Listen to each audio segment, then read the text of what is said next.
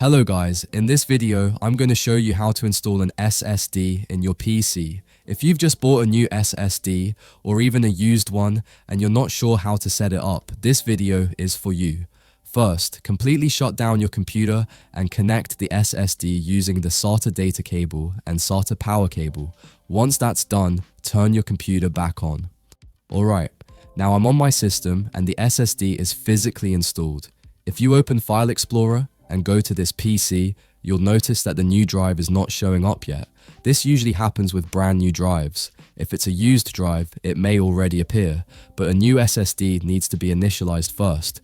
To do that, right-click on the Windows Start button and select Disk Management.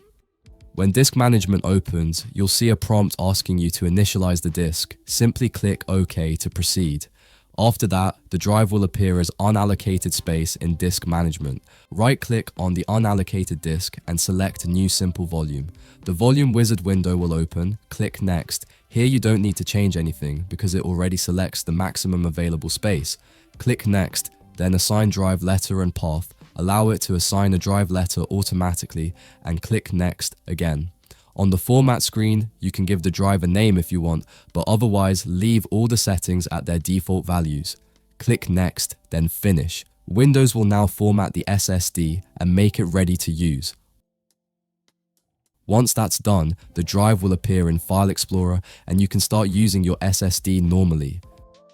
So that's how you can install and initialize an SSD in your PC. If you bought an used SSD, you can simply format the drive or delete the existing partitions from Disk Management and then create a new volume. And that's it. Installing an SSD is very simple and doesn't take much time.